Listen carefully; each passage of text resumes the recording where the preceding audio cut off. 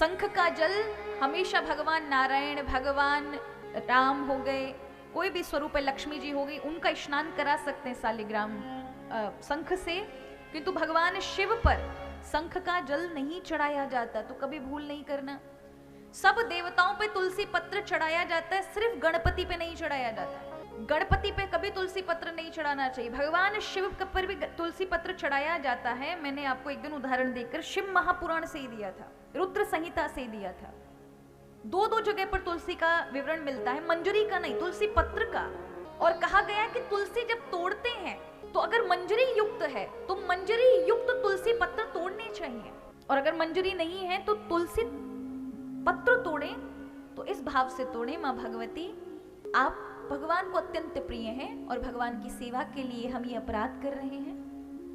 भगवान का कोई मंत्र नाम जाप करते हुए तुलसी को तोड़ना चाहिए। तुलसी को कभी अपवित्र अवस्था में, पातक हो सूतक हो, घर में बिना स्नान किए हैं, कभी तुलसी के पास ये पत्र तोड़ने नहीं जाएं, अपराध लगता है। तुलसी की जो मिट्टी है उससे अपने माथे पर तिलक लगा करके भगवान का भजन पूजा करने वाले को 1,000 दिन का पुण्य एक दिन में मिलता है।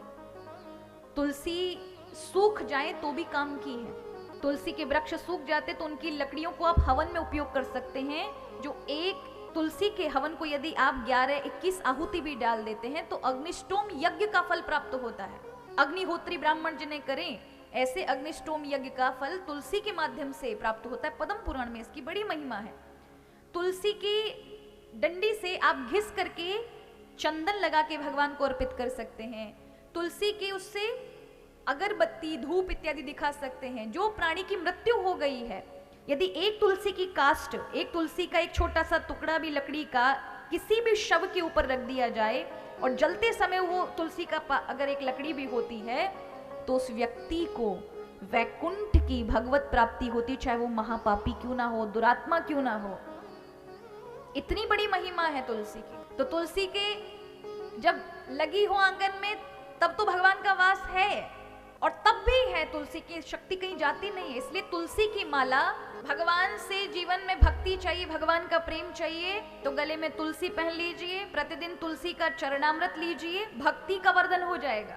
वैष्णव को कभी भी तुलसी पत्र से दूर नहीं होना चाहिए, तुलसी माला से दूर नहीं होना चाहिए। जो भगवान नारायण के भक्त हैं, कृष्ण के भक्त हैं, राम के भक्त हैं, उन्हें गले में तुलसी हमेशा धारण करके रहना चाहिए। तुलसी से गिरने वाला जल जब भी आप प्रतिदिन स्नान करेंगे 60,10,000 तीर्थों का पुण्य प्रतिदिन मिलता है जो तुलसी धारण करता है। इसलिए गले में तुलसी। देखो, जब भी कभी पिंडदान करने जाते हैं ना तो पिंडदान पे भी तुलसी पत्र रखा जाता है, जिससे भगवान अर्पण करें। जो दिवंगत आत्मा उनके पिंडदान किए जाते हैं। क्यों ना जीते जी अपना पिंडदान भगवान को कर ही दो।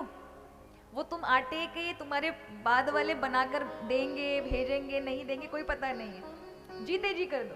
गले में तुलसी, गले में रुद्राक्ष धारण कर लो, भगवान आज से हम आपके हुए। रुद्राक्ष की माला पर जाप करने से भोग की प्राप्ति होती है। भोग माने दुनिया के सारे सुख मिलेंगे, जो भी आपकी इच्छाएं होंगी। और तुलसी की माला पे जाप करने से भगवान की भक्ति प्रेम प्राप्त होता है, भगवान के उतने नजदीक चले जाओगे। जीवन में शांति चाहिए तो चंदन की और मोती की माला, लक्ष्मी चाहिए तो कमल गट्टे की माला। सबकी मालाओं के अलग विधान है, लेकिन सर्वोपरि 2 ही माला बताई गई हैं। पहला तुलसी और दूसरा रुद्राक्ष। इनमें से जो वैष्णव हैं वो तुलसी अपना सकते हैं, शिव के भक्त हैं रुद्राक्ष माला।